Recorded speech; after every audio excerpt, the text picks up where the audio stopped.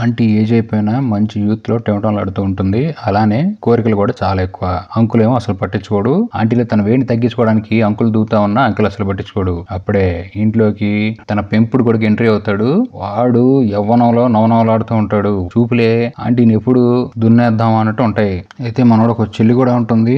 వీళ్ళిద్దరు చేసుకునే పని ఒకరోజు తెలిసిపోతుంది. ఇక అమ్మాయి తెలిసింది ఊరుకుంటదా? తర్వాత ఏం జరిగిందో తెలుసుకోవడానికి ఈ వీడియోని స్కిప్ చేయకుండా చివరి దాకా చూడండి. అలానే మరిన్ని ఇంట్రెస్టింగ్ వీడియోస్ కోసం వీడియో లైక్ చేసి వెంటనే ఛానల్ సబ్స్క్రైబ్ చేసుకోండి. మూవీ ఓపెన్ అవడంతోనే ఒక మంచి అద్భుతమైన ఇల్లుతో ఓపెన్ అవుతుంది. ఆ ఇంట్లో అప్పుడే నిద్రలో ఇచ్చిన సోఫీని చూపిస్తూ తన పక్కనే తన హస్బెండ్ జాన్ కూడా చూపిస్తూ ఇక పొద్దునైందని హడావిడిగా లేచి రెడీ అవుతూ రోజువారీ వాళ్ళు చేసే పనులకి ప్రిపేర్ అయిపోతారు. వీళ్ళిద్దరికి ఒక యూత్ లో ఉన్న అమ్మాయి కూడా కూతురు ఉంటుంది. ఈ అమ్మాయి పేరు రాక్సీ. ఇక రాక్సీ కాలేజీకి రెడీ అయ్యి బ్రేక్ఫాస్ట్ చేస్తున్నప్పుడు తన ఫాదర్ తనతో మాట్లాడుతుంటాడు. ఈ మాటలో తెలిసేది ఏంటంటే తన ఫాదర్ కి తన కూతురు అంటే చాలా ఇష్టం. ఆ ఇష్టంలో 0.5% కూడా తన భార్య మీద చూపిడు. రాత్రిపూట దెబ్బ కాదు కదా, ఆ దెబ్బ అనే ఆలోచన కూడా రానియకుండా అటు తిరిగి పడుకుంటాడు బాబు. దీని కారణంగానే తహతహలాడుతున్న తన కోరికని అలానే అణచేస్తుంది. బ్రేక్ఫాస్ట్ చేసి జాబ్ కి వెళ్తా తన మొహం కూడా చూడకుండా వెళ్ళిపోతాడు తన హస్బెండ్. అయితే ఈ జాన్ ఇలా ఎందుకు చేస్తున్నాడు? ఆఫీస్ రాగానే అక్కడ మంచి టెమటంలాడుతున్న ఒక సెక్రటరీ ఉంటుంది. ఇక రోజు దాంతో ఆఫీస్ టేబుల్ బయలుదాకా దనదనలాడిస్తూ ఉంటాడు. ఈ సెక్రటరీతో ఆఫీస్ లో టేబుల్ బయలు కొడుతుంటే ఇంటికి వచ్చి మంచం మీద ఇంకేం చేస్తాడు? ముసుగు కప్పుకొని పడుకోగా. అది ఇక్కడే మన హీరో గారు ఎంట్రీ ఇస్తారు. వీడి పేరు మెస్సీ. వీడి ప్రపంచం మొత్తం తిరిగి అందమైన అమ్మాయిల ఫోటోలు తీస్తూ ఉంటాడు. ఆ ఏ ఫోటోలో స్టోరీలో వెళ్ళే కొంత చెప్తాను. అలా కొద్ది నెలల పాటు ఇల్లు వదిలేసి దేశాలు పడి తిరుగుతూ ఉంటాడు. ఈ రోజు మనోడికి ఊపొచ్చి ఇంటికి బయలుదేరాడు. అయితే ఈ బాబు జాన్ మొదటి వైఫ్ కొడుకు. తన మొదటి వైఫ్ చనిపోవడంతో తను సెకండ్ మ్యారేజ్ చేసుకున్నాడు. ఇప్పుడు ఇంట్లో ఉన్న సోఫీ తనకి సెకండ్ వైఫ్. ఇంట్లో ఉన్న రాక్సీ ఈ మెస్సీ గాడు ఇద్దరు ఫస్ట్ వైఫ్ పిల్లలే. ఇక అర్థం అయిపోయి ఉంటుందిగా హీరోయిన్ సౌత్ తల్లి వీళ్ళిద్దరికి. ఇక ఆనందంతో మెస్సీ గాడు ఇంట్లోకి ఎంట్రీ అవడంతో సోఫీ వాడిని చూసి చాలా ఆనందపడి ఈసారి నువ్వు ఇంట్లో ఎన్ని రోజులు ఉంటావు అని అడిగితే 10 రోజులు అంటాడు. 10 రోజులు ఎనఫ్, అది అయిపోగానే నేను మళ్ళీ ప్రపంచం తిరగడానికి దేశాలు పడిపోతాను అని చెప్పడంతో ఇది విన్న సోఫీ చాలా ఆనందపడి మనోడి కోసం ఓ మంచి టీ తయారు చేస్తూ ఉంటుంది. అలా టీ చేస్తున్న సోఫీ దగ్గరికి మెస్సీ గాడు వచ్చి వీడి చూపు సోఫీని కింద నుంచి పైదాకా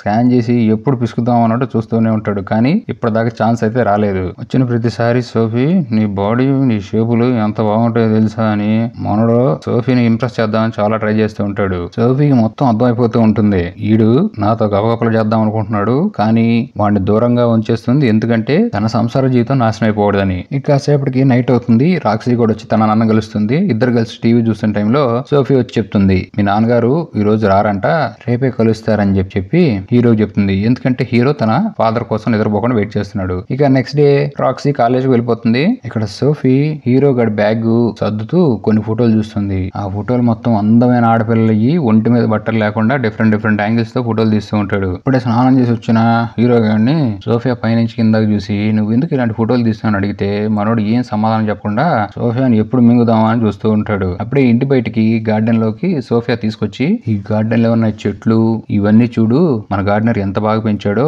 పూలు కూడా చూడు ఎంత అందంగా ఉన్నాయో అని చెప్పి, అంతేకాదు కాయలు కూడా చూడు ఎంత బాగున్నాయి అంటుంది. హీరో గడికి మూడు వచ్చేసి సోఫీ కాయలు పట్టేసుకుంటాడు. ఇక ఆపుకోలేని సోఫీ కూడా ఊపి వచ్చేసింది, ఊపేసుకుందాం అని చెప్పి పొదల చాట్లో పందిరి మంచం మీద ఆటలాడతారు. అయితే రాక్స్ ఈ రోజు కాలేజీ తొందరగా వచ్చింది. పాప చూడకొని దృశ్యం చూసేస్తుంది. దూరంగా వీళ్ళిద్దరూ పనిగాని చేసుకుని బట్టలు వేసుకోవటం. ఇక ఇంట్లోకి రాగానే ఎరా లఫుడ్ గా నువ్వు అంతకైనా వచ్చింది జీవితాలు నాశనం చేయడానికి, ఏంట్రా మీరిద్దరు చేసే పొదల్లో పనులంటే హీరో గాడు లేదు లేదు నువ్వు అనుకున్నది ఏం లేదు, మేము సన్ బాత్ చేసుకుంటున్నాం అంతే, నువ్వు అనుకున్నది ఏం జరగలేదు అంటంతో ఈ రాక్సీ నమ్మదు. ఈ బాబు ముదురుగాడు పదే చెప్పిన మాట చెప్పి పాపం రాక్సీ చిన్నపిల్ల కదా నమ్మిచ్చేస్తాడు తన మాటలతో. వీళ్ళ రంది ఆగదు. మళ్ళీ కొద్దిసేపటి తర్వాత సోఫీ కారులోకి మెస్సీ గాని తీసుకెళ్తుంది.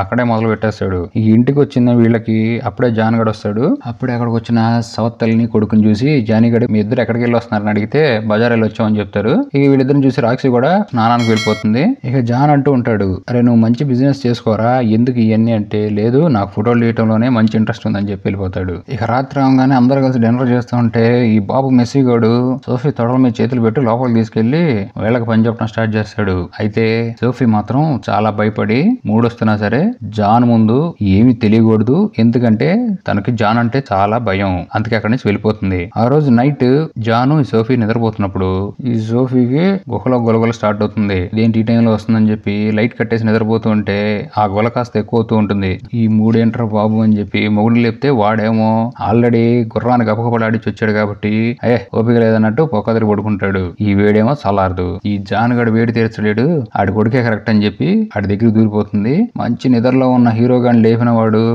నేను రెడీ, గుర్రం రెడీగా ఉంది చెప్పు అని చెప్పి హార్స్ పవర్ 500 km/h తో రప్పలాడిచ్చేస్తాడు. నీకు అలసిపోయి నిద్రపోయి పొద్దునే మెలకు వచ్చిన సోఫీ హడావుడిగా తన హస్బెండ్ లెగిస్తాడేమో అని చెప్పి తలుపు తీయంగానే కరెక్ట్ టైమింగ్ లో బాత్రూమ్ నుంచి ఈ రాక్సీ బయటకు వస్తుంది. కానీ ఏమందు ఈ సోఫీ కూడా అమ్మాయి అనుకుని తన హస్బెండ్ పక్కకి నిద్రపోతుంది ఏమీ తెలియనట్టుగా. మొగుడి దగ్గర తప్పించుకుంది గానీ కూతురు దగ్గర నుంచి తప్పించుకోలేకపోయింది. తనకి చాలా భయం వేస్తూ ఉంటుంది ఈ విషయం ఎక్కడ జాన్కు చెప్పేస్తుందో అని. ఇక ఈ జాన్ కూడా లెగొట్టొద్దని ఫోన్ పట్టుకొని రెడీ అయిపోయి ఏ మాత్రం పట్టినట్టు జాబ్కి వెళ్ళిపోతాడు. రాక్సీ కూడా కాలేజీకి వెళ్ళిపోతుంది. ఇక ఇంట్లో ఈ సోఫీ మెస్సీ గాడే ఉంటారు. ఈ మెస్సీ గాడికి వెళ్ళటం ఆలస్యం. కమాన్ గుసగుస అని మంచం మీద దెబ్బలాడిచ్చి ఇప్పుడు ఆడికి ప్రపంచం మొత్తం ఈ సోఫీ అయింది. తను కూడా అలా ఫోటోలు తీయాలని చెప్పి ఒంటి మీద బట్టలు లేకుండా ఫోటోలు తీస్తాడు. ఇక వీళ్ళకి ఇదే రంది. ఈ జాన్ గడు ఆఫీస్కి వెళ్లకుండా సెక్రటరీ ఇంటికి వెళ్ళిపోతాడు పొద్దున్నే.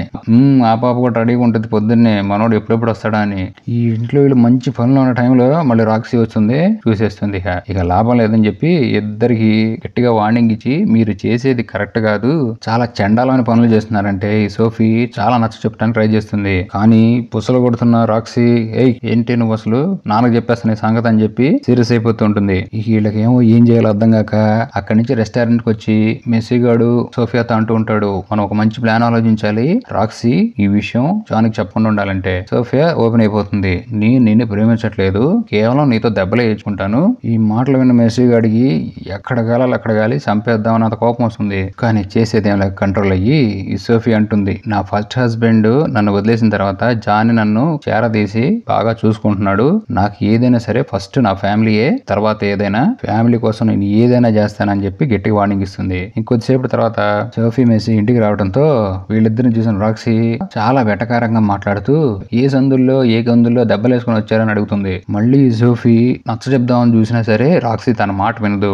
ఇక రాత్రి అయిన తర్వాత సోఫీ రాక్సీ దగ్గరికి వెళ్లి తనకి సారీ చెప్పి, మీ నాన్న నా వేడి చల్లార్చట్లేదమ్మా, నన్ను అసలు ప్రేమగా కాదు కదా మనిషిగా కూడా చూడట్లేదు, అందుకే నేను వేడి తట్టుకోలేక మీ అన్నయ్యతో గపగపలు ఆడించుకున్నాను, నన్ను క్షమించని అడగడంతో రాక్సీ కూడా అర్థం చేసుకుని క్షమించేస్తుంది హీరోయిన్ ని. ఈ బాబు జాన్ గడు మాత్రం ఏం మాత్రం తప్పకుండా సెక్రటరీ ఇంట్లోనే పొద్దున రాత్రి అదే ఫోన్ లో ఉంటాడు. అప్పుడే మెసేజ్ వస్తుంది తన కొడుకు ఊరి నుంచి వెళ్ళిపోతున్నానని కొద్ది గంటల్లో. ఇక వెళ్ళిపోతున్న హీరో తన సవత్తల్లి చెల్లితో చాలా జోకులు వేసుకుని ఆనందంగా మాట్లాడుతున్న టైంలో జాన్ గడు వస్తాడు. ఈ ఫ్యామిలీని చూసి మనోడు చాలా ఆనందపడతాడు. ఇక నెక్స్ట్ డే వెళ్ళిపోతూ రాక్సీకి జరిగిన దానికి సారీ చెప్పి ఫ్యామిలీ హ్యాపీగా ఉండాలని చెప్పి తనతో చెప్తాడు. అలానే సోఫియా వస్తుంది. ఆడికి ఈ సోఫియా మీద దోల ఇంకా తీరలా. అక్కడ ముద్దు రా అని చెప్పి ముద్దు పెట్టుకుంటుంటే దరిద్రం కొద్దీ జాన్ గడు చూసేస్తాడు. మనోడికి వాట్సాప్ అయిపోయి ఎందుకురా నువ్వు సోఫీకి ముద్దు పెట్టావని అడిగితే నువ్వేం చేయట్లేదుగా అందుకని నేను చేస్తాను అన్నట్టుగా విషయం మొత్తం చెప్పేస్తాడు. ఇది విన్న జాన్ గాడికి ఫ్యూజులు ఎగిరిపోయి బ్రెయిన్ స్ట్రోక్ వచ్చినంత పని అవుతుంది. అంతే, ఈ మాటలు చెప్పి మనోడు వెనక్కి తిరగకుండా వెళ్ళిపోతాడు.